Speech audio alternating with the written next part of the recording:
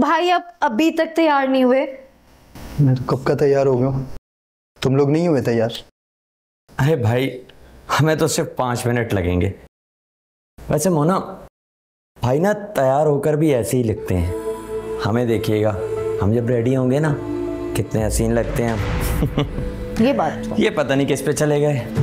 क्या मतलब किस पे चला गया हूँ मैं भी तुम लोगों जैसा ही इंसान हूँ। भाई मुझे तो शक है कहीं अम्मी अब्बू आपको किसी मेले वेले से उठा के तो नहीं ले आए। अल्लाह ने मुझे जैसा भी बनाया है मैं खुश हूँ, और हर चीज़ शक्ल नहीं होती।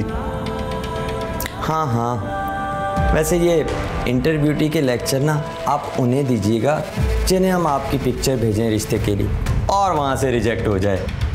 इसी बात पे भाई पिक्चर तो बनती है, थोड़ा सा मुस्कुराए। अरे अरे रहने दो, तुम इनकी पिक्चर लोगी कहीं ऐसा ना हो तुम्हारे फोन का कैमरा ही टूट जाए।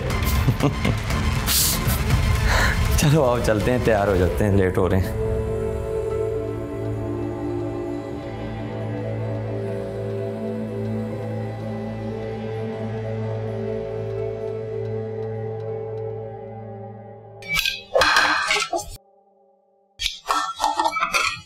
मोना वो 1 कप चाय मिल जाएगा? 1 ही कप दूध था, फराज भाई को चाय बना के दे दिए भाई।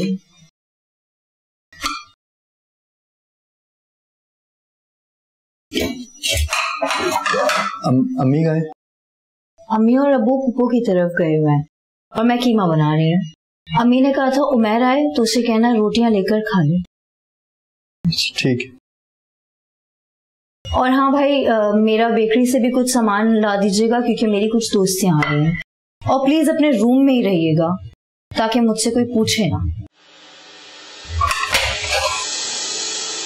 हाँ मैं जानता हूँ, मैं फराज थोड़ी हूँ जिसका हाथ पकड़ कर लाकर अपनी दोस्तों से मिलवाती है। मुझसे मिलवाने में तो तुम लोगों को शर्म आएगी ना।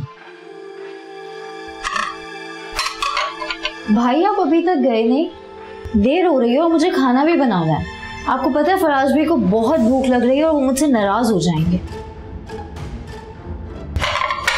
जाएं आप प्लीज।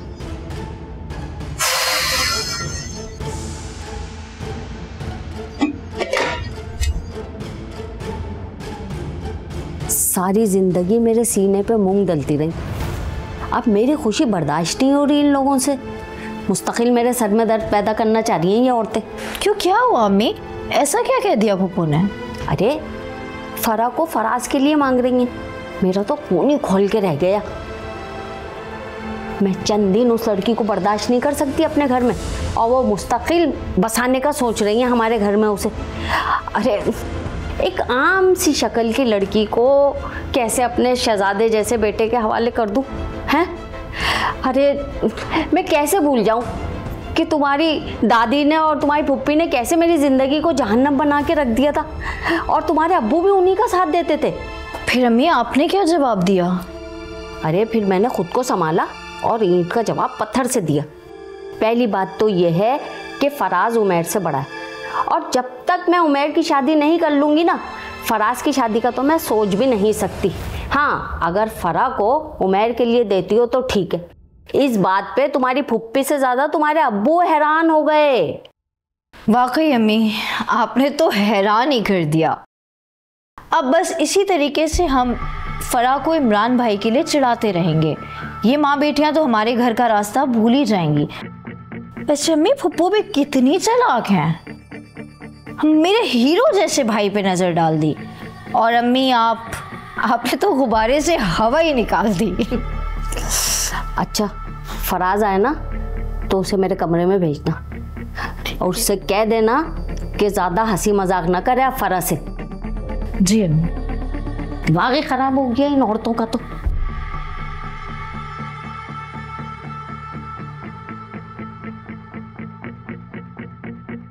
अरे रुको, पहले मैं गुजरूंगा। सलीम भाई मैं गुजर जाऊंगा तो क्या फर्क पड़ेगा?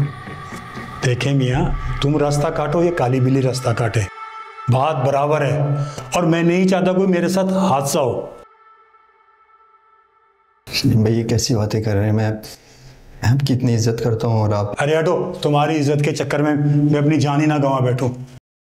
पता नहीं कहाँ से आ जाते हैं ये काले काले, दिमाग खराब करते हैं, परेशान करते हैं।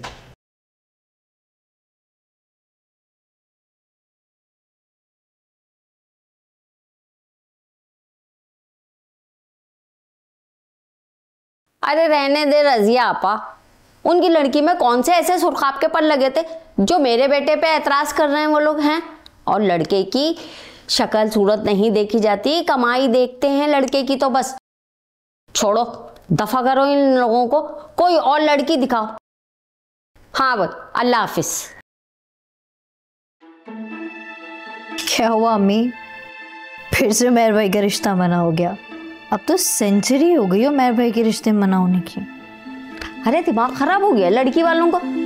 बताओ जरा, लड़के ना हो गए कपड़े की दुकान पे आई हुई है जैसे, एक पसंद नहीं आ रहा तो दूसरे भाई के लिए कर दो। हाँ, मैंने तो तुम्हारी फुप्पी को भी मना किया है उमैर के लिए, जब से उनका फोन आना बंद हो गया। अब क्या होगा अम्मी? भाई होना क्या है, दूसरी लड़की देखेंगे। करते ही रहेंगे फिर तो लड़की तलाश अम्मी, क्योंकि लड़की तो मिल ही नहीं रही। क्या करें, मिल जाएगी। अरे ढूंढने से सब मिल जाता, ढूंढने से खुदा मिल। और कितना ढूंढेंगे आप लड़की?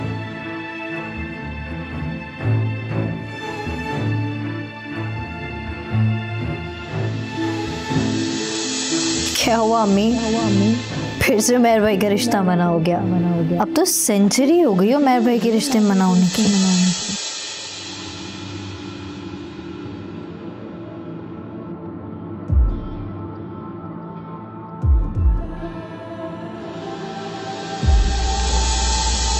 भाई होना क्या है, दूसरी लड़की देखेंगे।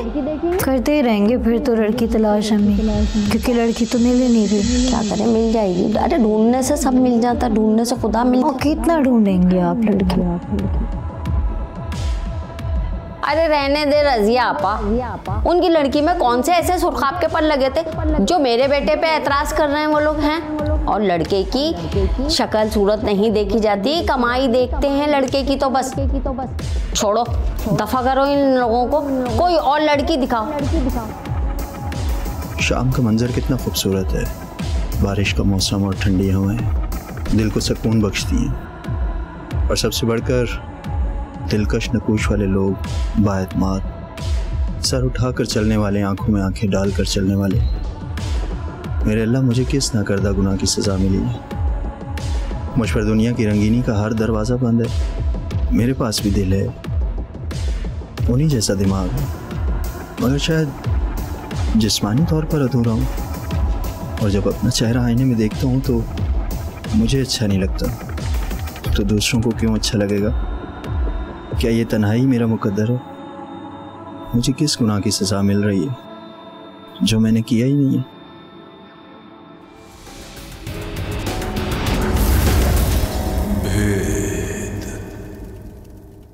अच्छा, 4 बेटियां और बाप परचून की दुकान पे काम करता। अब ऐसे लोगों से रिश्ता जोड़ेंगे हम लोग। और लड़की क्या करती? अच्छा, लड़की ने बीकॉम किया हुआ, टीचर है। अरे रजिया आपा, बात दरअसल ये कि हम लोग भी तो उन लोगों को पसंद आए ना। अच्छा, उमैर की तस्वीर समझ में आ गई है उन लोगों को। चलो सही है, कोई मुनासिब वक्त देख के बुला लेते उनको। अच्छा, कल के लिए कह रहे हैं? चलो सही है, देख लेते। हाँ दे दो कल का टाइम। चलो कल मिलेंगे, अल्लाह हाफिज। अम्मी मैं कह देती हूँ, मैं इस तरह के लोगों से हरगिज नहीं मिलूंगी और मैं फालतू का तमाशा तो बिल्कुल भी नहीं चाहती। अच्छा भाई, नहीं मिलना है तो मत मिलो, मैं और तुम्हारे अब्बू देख लेंगे। और रजिया बता रही थी कि उमैर की तस्वीर तो उन लोगों को समझ में आ गई है। अम्मी आप खुद सोचें, जब उनको उमैर भाई की तस्वीर समझ आ गई है तो वो लड़की कैसी होगी? उनके घर तो बारात लेके जाने में भी शर्म आएगी। और कैसे जाएंगी आप? क्या हो गया, दिमाग सही है? लाखों में एक है मेरा बेटा, बिला वजह अपने भाई में अपनी गाल लेगी। अम्मी जैसे उमैर भाई की शक्ल है ना, उनको ऐसे ही रिश्ता मिलना है तो बेहतर यही है कि कर दो उनका रिश्ता। अल्लाह, मुंह थपड़ा दूंगी, मैं बता रही हूँ। क्या गलत किया है मैंने? अरे वो लड़की और उसके घर वाले किसी तरह भी हमारे रिश्तेदार बनने के काबिल नहीं थे। सारे रिश्तेदार हंसेंगे मुझ पे कि पहली बहू किस खानदान से उठा कर ले आई। इस घर में कोई रिश्ता तय करने आएगा ना तो उस लड़की को देख के वापिस पलट जाएगा।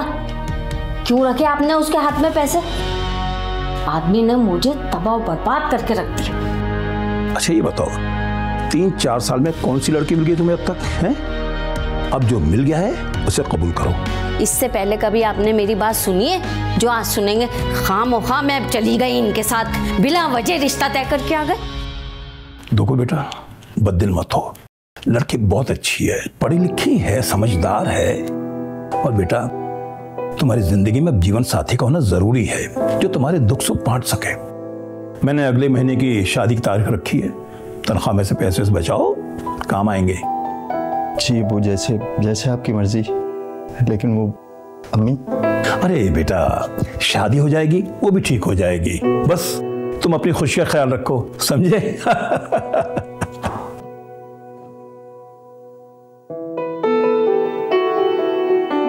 भाई मेहर भाई की ससुराल वाली लड़कियां कितनी अजीब थी, अजीब सी लंबी पतली सी गर्दनें, बीमारों के जैसा मुंह। इतने अमीर तो हम भी नहीं है। वैसे एक बात का अंदाजा आज मुझे बहुत अच्छे से हुआ है, खानदान और नस्ल भी बहुत अहमियत रखती है इंसान के लिए। हाँ, कह तो तुम बिल्कुल ठीक रही हो। जब मेरे लिए दुल्हन देखना ना तो खानदानी लड़की देखना। लेकिन फिलहाल ना मुझे एक परेशानी है जो अंदर से खा रही है। उमैर भाई के ससुराल वाले तो हमारे ही घर में आके पड़े रहेंगे। हम उनको मुंह ही नहीं लगाएंगे, खुद ही समझ जाएंगे कि उनको उमैर भाई तक ही महदूद रहना है। हाँ, वैसे मैंने अम्मी से भी कह दिया है कि हम मार्केट्स के चक्कर नहीं लगा सकते हैं। एक काम करो, उनको उनके स्टैंडर्ड के हिसाब से आप पैसे दे दो और वो अपनी बरी खुद ही ले आएंगे। ठीक है। वैसे लंबी गर्दनें, उमैर भाई की भी क्या किस्मत है बेचारे।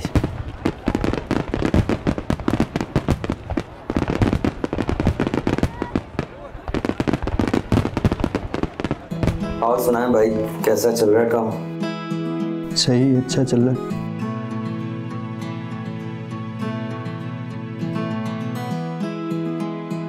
क्यों? थैंक यू भाभी, सर में बहुत दर्द था वैसे भी आज। अम्मी अबू सो गए क्या? जी वो तो जल्दी सो जाते हैं। हाँ तो मोना, मैंने तो कह दिया अपने मैनेजर से, अगर ये डील फाइनल नहीं हुई ना तो मैं किसी और को रख लूंगा। भाई मार्केट में लोगों की कमी थोड़ी है। क्यों मेहर भाई? हाँ सही कह रहे हो। और वैसे भी मेहर भाई को इन सब चीज़ों की क्या समझ, वो तो अपनी ज़िंदगी पुरसुकून गुजार रहे हैं। सुबह 9 बजे उठते हैं, शाम में 5 बजे आते हैं, ना कोई रिस्क ना कोई टेंशन। सही कह रही हो।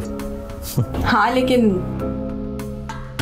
ऑफिस में भी बहुत सारी जिम्मेदारियां होती हैं जिन्हें हर हाल में पूरा करना होता है। अरे भाभी, आप तो भाई की साइड लेंगी ना।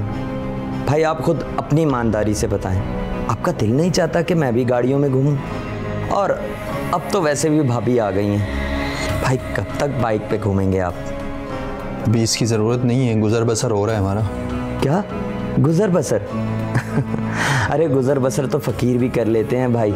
इंसान का ना कोई स्टैंडर्ड होना चाहिए। भाभी हम तो कब से भाई को कह रहे हैं कि ये सादापन छोड़ दें, मगर ये है कि इन्हें कनात पसंदी का भूत सवार है। खैर आप बताएं, भाई आपका ख्याल तो रखते हैं ना? वैसे इन्हें ज़्यादा चीज़ों की समझ बूझ नहीं है। हाँ अगर आपको कहीं जाना हो तो मैं हाजिर हूँ, मैं अपनी गाड़ी में ले जाऊँगा आपको। जहाँ जाना होगा मैं लेकर जाऊँगा, तुम्हें फिक्र करने की ज़रूरत नहीं है। अरे वाह, भाई को तो गुस्सा भी आने लग गया। वैसे भाभी के आने का कुछ तो असर हुआ है।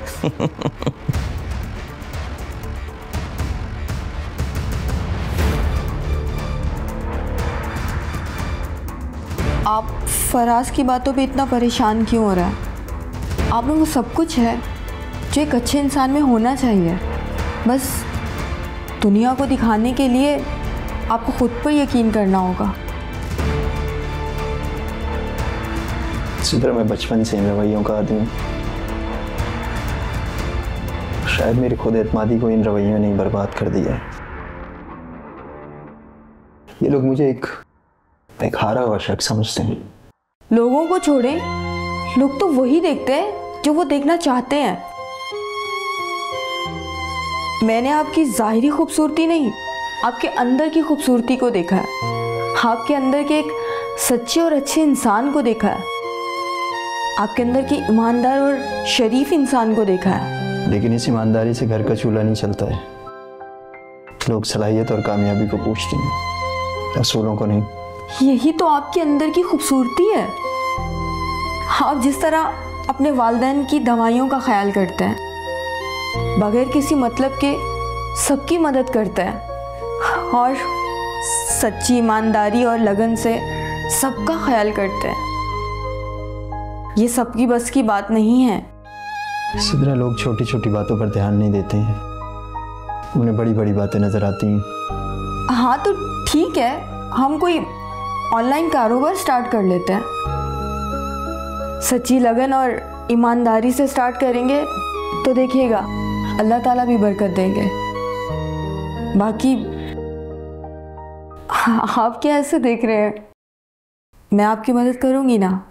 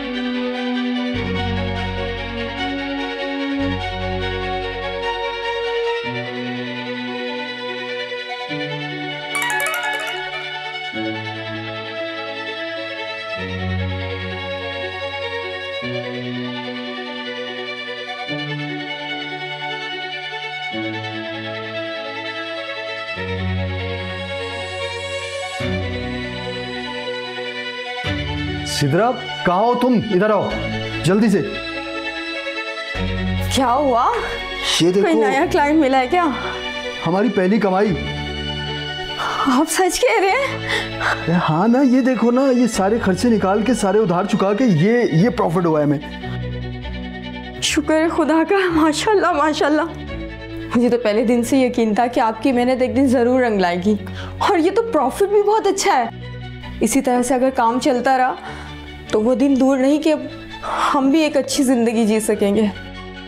सिद्रा, सिर्फ मेरी मेहनत नहीं है, इसमें तुम्हारा वो भरोसा है जो तुमने मुझ पे किया है। तुम्हें याद है जब मैंने ये काम शुरू किया था तो कितना डरा हुआ था मैंने सारी जमा पूंजी लगा दी है।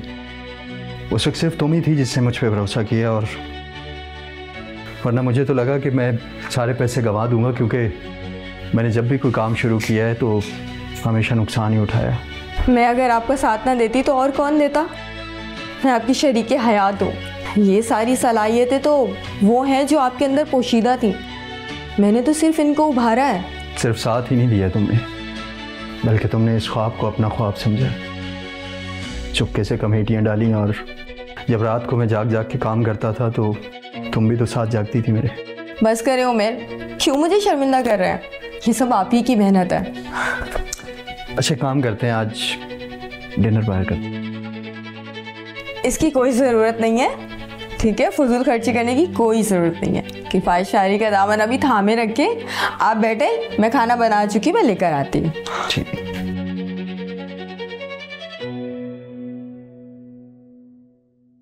फराज भाई मेरी ना बात सुने, उमेर भाई ना ऑनलाइन बिजनेस करने लग गए हैं। क्या? अरे पैसे बर्बाद करने हैं क्या उसने? ऑनलाइन बिजनेस 2 दिन से ज्यादा नहीं चलते। उनको बोलो अपनी जॉब पर ही ध्यान दें। वो 2 दिन? मुझे तो 2 दिन भी गनीमत लग रहा है। ऐसा लग रहा है कि कल शाम तक उनका सारा जोश ठंडा हो जाएगा। वो याद है, गमले बागबानी करने के चक्कर में चले थे वो और सारे गमले बर्बाद कर दिए थे। अल्लाह करे कि इस दफा हमारे भाई करोड़पति बन जाए। और जब हम उनसे पूछेंगे ना कि आपकी कामयाबी का राज क्या है, तो वो यही कहेंगे कि रोज बीवी से पैसे लेता हूं मैं। कहीं हो ना जाए वो कारोबारी आदमी। कारोबार के लिए ना अतमाद की जरूरत होती है और उनके पास तो इसी चीज की कमी है। बिल्कुल ऐसा तो है। अच्छा चाय पिला दो ना प्लीज।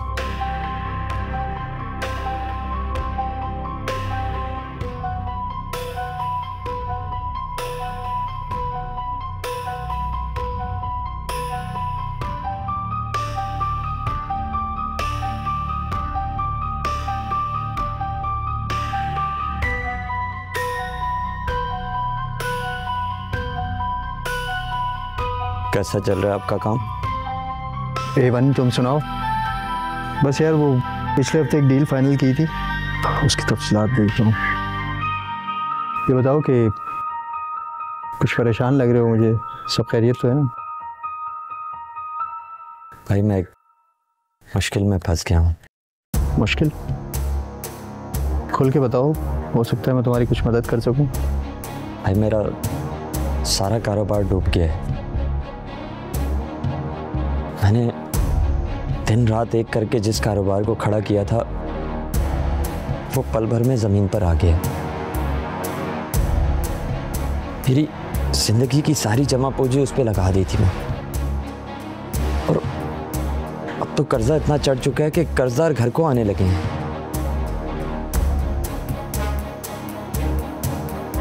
भाई समझ नहीं आ रहा मैं क्या करूं। फराज, तुम्हें याद है जब हम कॉलेज में थे तो कितने बड़े बड़े ख्वाब देखते थे, तो तुमने किसी हद तक उन ख्वाबों की ताबीर भी हासिल कर ली थी और मैंने हिम्मत हार दी। और आज मैं देख रहा हूँ कि तुम हिम्मत हार के बैठे हो। अच्छा ये बताओ कि तुम्हें फौरी तौर पे कितने पैसों की ज़रूरत है, मैं इंतज़ाम करता हूँ। भाई 10 लाख रुपए। परेशान मत हो, मैं इंतज़ाम करता हूँ। Thank you.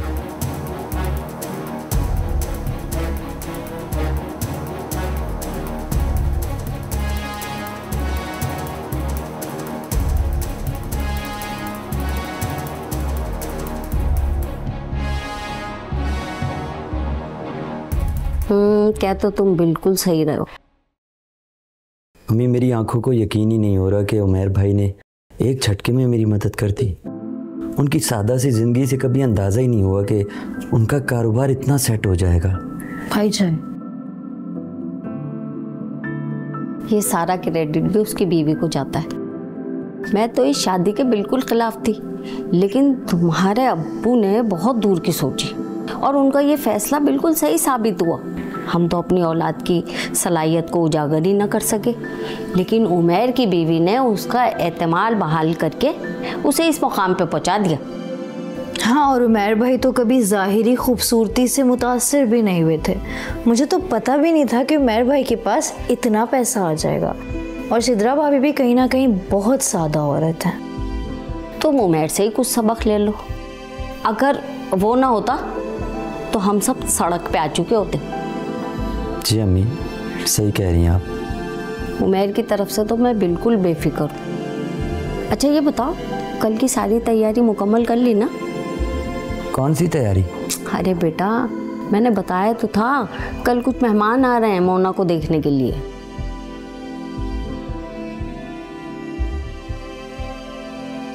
बड़े खाते पीते लोग हैं और लड़का भी बहुत स्मार्ट है। अम्मी आप बेफिक्र हो जाएं, सब तैयारियां हो जाएंगी। उमैर को और सिद्रा को भी मैंने बता दिया है, तुम भी घर पे रहना। इंशाल्लाह ज़रूर। ठीक है,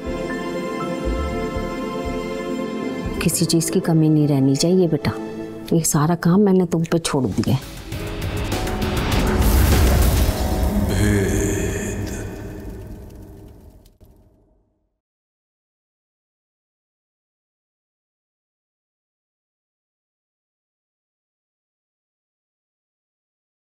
क्या बात है मुना, तुम अब तक सोई नहीं? नहीं भाभी, नींद नहीं आ रही थी।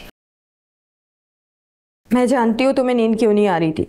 शाम में रिश्ते वाले आए थे और वो तुम्हारे कद को लेकर एतराज़ कर रहे थे क्योंकि उनके बेटे की हाइट 6 फुट है।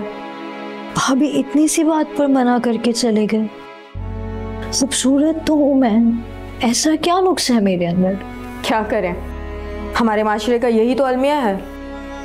ज़ाहिरी खूबसूरती ही उनके लिए सब कुछ है। कुछ भी बोलते हुए ये तक नहीं सोचते कि उनके बोले हुए अल्फाज किसी के दिल पर कितनी चोट पहुंचाते हैं। उमैर को ही देख लो, अब तक वो यही सब तो बर्दाश्त करते हुए आ रहे हैं। भाभी मुझे माफ़ कर दें, हमने भाई के साथ बहुत नाइंसाफ़ी की है। आज जब अपने ऊपर बीत रही है तो पता चल रहा है कि हमने अपने अल्फाजों से भाई का दिल कितना दुखाया है। माफ़ कर दें भाभी। चलो, तुम्हें अपनी गलती का एहसास तो हुआ ना, अब तुम भी फिक्र नहीं करो। वो लोग ही तुम्हारे लायक नहीं थे। देखना, अल्लाह ताला ने तुम्हारे लिए इससे भी कुछ अच्छा सोच के रखा है, इंशाअल्लाह।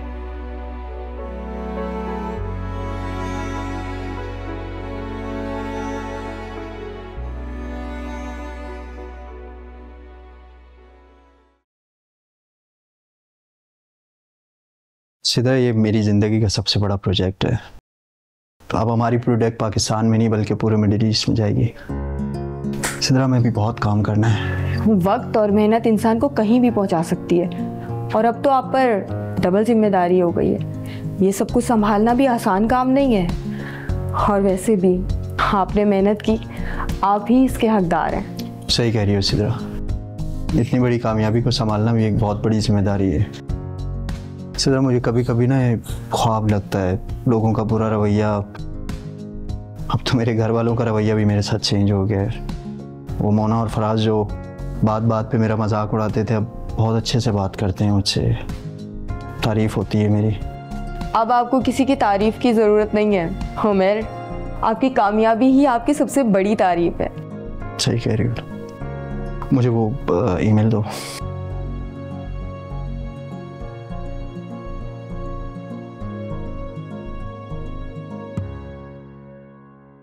आप सब लोगों ने हमारी कामयाबी पर मुझे और उमैर को मुबारकबाद दी है, तो उसके लिए हम आपका शुक्रिया अदा करते हैं।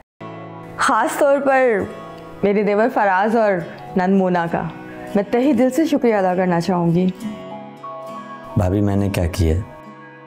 सारी मेहनत तो भाई की है। बचपन से ही अगर आप लोग उमैर की कमियों का इनको एहसास ना दिलाते, इनका मजाक ना उड़ाते, तो आज ये इस मुकाम पर ना होते। कहीं ना कहीं आप लोगों के दिए हुए ताने तशने, उन सब ने ही इनको कुछ करने की चाह उजागर कर दी। इनके अंदर वो हौसला पैदा किया कि ये कुछ कर सकें, ये अपने आप को प्रूव कर सकें कि ये भी बहुत कुछ कर सकते हैं, और आज इन्होंने कामयाबी हासिल कर ली। तो कहीं ना कहीं इनकी कामयाबी के पीछे आप सबका भी हाथ है। हम गलत थे भाभी। जी भाभी, हमने बहुत गलत किया। हम अपने हीरे जैसे भाई को पहचान ही नहीं पाए। हमें माफ़ कर दें भाई। चलो भाई, अब तुम दोनों भी अपना दिल बड़ा करके इन लोगों को माफ़ कर दो। दरअसल गलती हम सभी की थी, हमें उमैर को समझ नहीं सके। अम्मी सही कह रही हैं सिद्रा, जो हो गया सो हो गया। पर जो सिद्रा ने कहा है वो भी गलत नहीं है। लेकिन आज मैं बहुत खुश हूँ, आज इन बातों का दिन नहीं है। भाई ये सारा क्रेडिट जाता है मुझे। सिद्रा का इंतखाब उमैर के लिए किसका था? मेरा। और जो वक्त ने दुरुस्त साबित किया। बच्चे की आंखों में सच्चाई नजर आई मुझे। मैं जानता था ये उमैर के लिए बेहतरीन शरीक हयात साबित होगी, और साबित हुई। क्या ख्याल है बेगम? अबू, आपका बहुत शुक्रिया। अगर आप मेरी ज़िंदगी का ये फैसला ना करते तो आज मैं इस मुकाम पर ना होता। सच कहा है किसी ने कि एक कामयाब मर्द के पीछे एक औरत का हाथ होता है।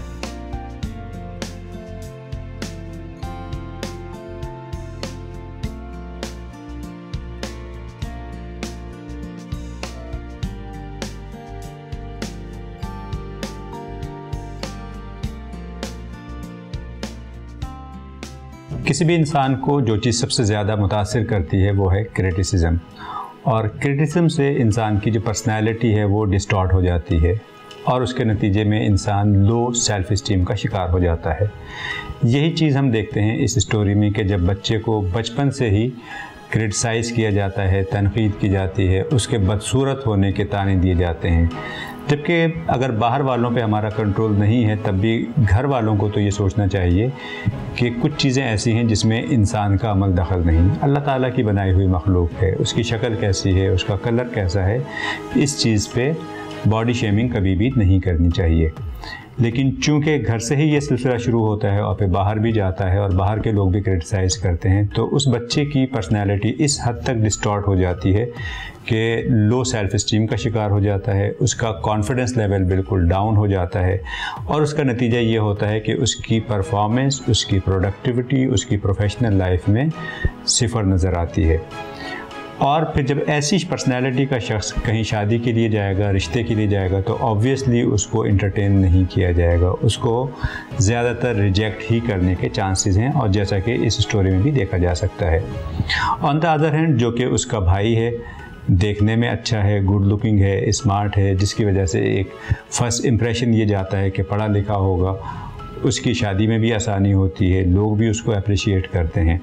तो दर हकीकत ये हमारे यहाँ एक माशरती जो जिसे कहना चाहिए कि एक फुक़दान है इस चीज़ का कि जो प्रॉब्लम्स हैं उनको इग्नोर किया जाए और उस शख्स की पर्सनैलिटी में एक कंस्ट्रक्टिव रोल प्ले किया जाए। ऐसे कैरेक्टर हर घर में मौजूद हो सकते हैं। हमारे पास कई क्लाइंट्स ऐसे आते हैं कि जिनको इस तरह के मसाइल का सामना करना पड़ता है और फिर वो लो कॉन्फिडेंस की वजह से माशरे में अच्छे तरीके से परफॉर्म नहीं कर सकते।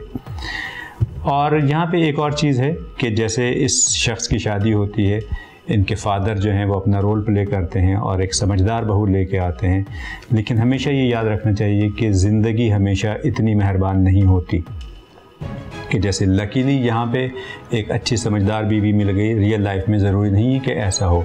तो इसलिए घर वालों को ही ये रोल प्ले करना होगा कि क्रिटिसाइज़ ना करें, बल्कि पर्सनैलिटी को कंस्ट्रक्ट करने के लिए अपना एक क्रिएटिव और कंस्ट्रक्टिव रोल प्ले करें। अब चूँकि बीवी अच्छी थी तो बीवी ने उसको थोड़ा सा सपोर्ट किया, मोटिवेट किया, कॉन्फिडेंस दिलाया और फिर वो शख्स ऐसा परफॉर्म करता है कि अपने छोटे भाई से भी आगे निकल जाता है। और छोटा भाई या उसकी बीवी जो कि क्रिटिसाइज़ कर रहे थे, फिर वो इवेंचुअली अल्लाह ताला उनको भी ये दिखाता है कि वापस वो उसी के पास हेल्प के लिए आते हैं। तो हमेशा ये याद रखना चाहिए कि अगर कोई आपसे कमतर है तो उसको इस चीज़ का ताना ना दें, बल्कि इस्लाम तो हमें ये कहता है कि हर शख्स को अपने से बेहतर जाने। जब हम इन चीज़ों को फॉलो करेंगे तो डेफिनेटली ना सिर्फ एक फैमिली सिस्टम बहुत अच्छा होगा, बल्कि इसका मुआशरे पर भी एक ज़बरदस्त इम्पैक्ट होगा।